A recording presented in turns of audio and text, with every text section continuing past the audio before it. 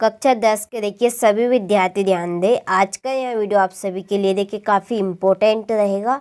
आप सभी चाहते हैं कि आप सभी त्रैमासिक परीक्षा में अच्छे से अच्छे अंक स्कोर करें, तो यह वीडियो आप सभी के लिए काफ़ी इम्पोर्टेंट है। तो आप सभी को इस इम्पोर्टेंट प्रश्न पत्र के सभी प्रश्नों को अच्छे से कंप्लीट करना है। स्क्रीनशॉट के माध्यम से सभी प्रश्नों का आपको सॉल्यूशन भी दिया जाएगा, तो आप सभी कंप्लीट कीजिएगा। ठीक है, चलिए वीडियो को स्टार्ट करते हैं। पहला प्रश्न है हमारा यहाँ पे कि द्विघात बहुपद में बहुपद की घात होगी, तो इसका आंसर रहेगा आपका 2। ठीक है।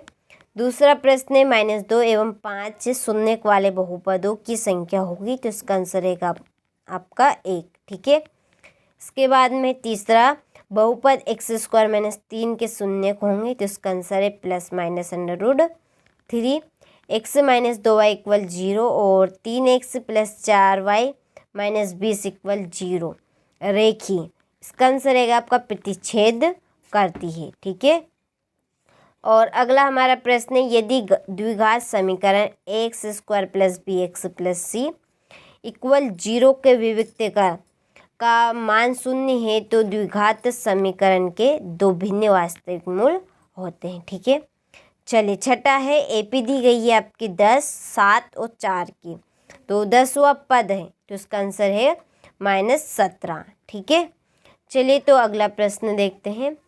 ax² + bx + c एक द्विघात बहुपद का उदाहरण है। ठीक है। समीकरण 3x² + 2x + 1/3 = 0 का विविक्त का है, तो इसका आंसर रहेगा आपका 0। ठीक है। जब किसी अनुक्रम के पदों को किसी नियम द्वारा लिखा जाता है तो इसे श्रेणी कहते हैं और सभी वर्ग समरूप होते हैं। किसी बिंदु की x से दूरी कहलाती है कोटि और 3 संरेखी बिंदुओं से बने त्रिभुज को क्षेत्रफल है, तो इसका आंसर रहेगा 0। ठीक है। चलिए तो आप यहाँ से अच्छे से स्क्रीनशॉट ले लीजिए और अच्छे से कंप्लीट कर लीजिए। अगला प्रश्न कंप्लीट करते इसी तरह से। तो हमारा अगला प्रश्न रहेगा यहाँ पर सही जोड़ी। तो सही जोड़ी के आप यहाँ से स्क्रीनशॉट ले लीजिए क्योंकि नंबर मैंने डाल दिए हैं। ठीक है। इसके बाद में सत्य सत्य रहेंगे। तो देखिए प्रत्येक पूर्णांक प्राकृत संख्या होती है, तो इसका आंसर असत्य। √x + 2 एक बहुपद है, तो इसका आंसर असत्य।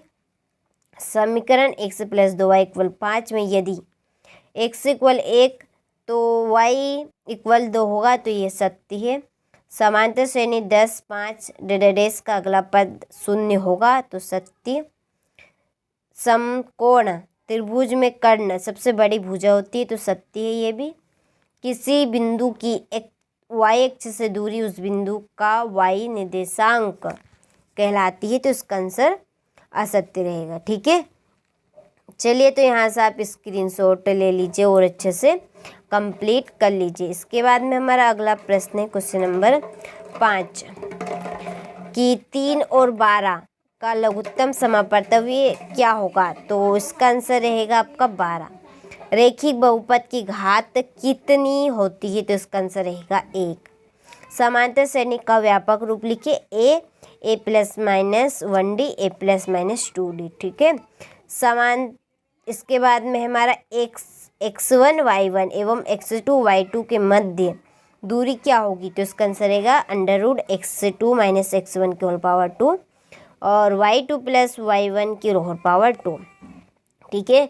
दो चरों x और y वाले रेखीय समीकरण का मानक रूप लिखिए, तो इसका मानक रूप रहेगा ax + by + c = 0।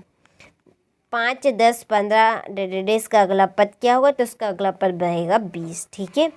चलिए तो यहाँ से आप स्क्रीनशॉट ले लीजिए, अच्छे से कंप्लीट कर लीजिए। इसके बाद में है हमारा अगला प्रश्न संख्या 140 को अभाज्य गुणनखंडों के गुणनफल के रूप में लिखिए। अभाज्य गुणनखंड विधि द्वारा 510 और 92 का एचसीएफ और एलसीएम ज्ञात कीजिए। ठीक है। चलिए यहाँ से आप स्क्रीनशॉट ले लीजिए और अच्छे से कंप्लीट कर लीजिए। ठीक है। इसके बाद में हमारा क्वेश्चन नंबर है 12, ये है क्वेश्चन नंबर 13, क्वेश्चन नंबर 14, 15। ठीक है। इसके बाद में 16,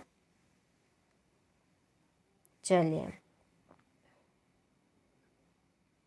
क्वेश्चन नंबर 20, 21, 22, 23। ठीक है, तो ये टोटल प्रश्न हो चुके हैं आपके 23। आप सभी ने सभी प्रश्नों का अच्छे से स्क्रीनशॉट ले लिया होगा। देखिए आप जल्दी से इनको कंप्लीट कर लीजिए ताकि आप सभी अच्छे से अच्छे अंक प्राप्त कर सके।